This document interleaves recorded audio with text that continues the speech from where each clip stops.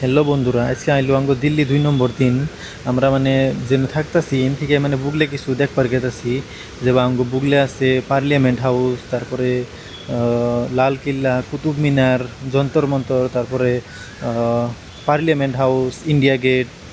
তো আজকে মানে দিল্লি গরম মেলা, তার জন্যে 2 দিন মানে রুমের ভিতরে থাকলাম, কোনখানে যাই নাই। তো আজকে আমরা গেতাছি বাইরে ঘুরবার। ফার্স্টে আমরা গেতেছি আনের ইন্ডিয়া গেট, যেহেতু আনের জানুন মেলা ফেমাস এটা ইন্ডিয়ার। ইন্ডিয়া গেটটা বেশি দূর না, আমরা জেনে থাকি হিন্দিকা প্রায় 2 কিলোমিটার। এই যে দেখুন ইন্ডিয়া গেট কত সুন্দর দেখতে। এনে ভিতরে গেলে মানে মেলা লম্বা রাস্তা, অন্য মোড় দিয়ে যাওয়ার লাগে। তার জন্য আমরা ভিতরে গেলাম না, এমনি বাইরে থেকে ফটো ছোটো নিলাম। মানে গরম মেলা না, তার জন্যে বেশি মানে ভিতরে থাকলাম না। তারপরে বুগলে আছে আবার পার্লিয়ামেন্ট হাউস। আর পার্লিয়ামেন্ট হাউসে মানে আজকে যাবার দে নাই। আমরা মিউজিয়ামে আইলাম, দেখুন মিউজিয়ামের সামনে সুন্দর সুন্দর বান্দরগুলা, কারণ মিউজিয়ামের টিকিট হলো একজনের 20 টাকা করে।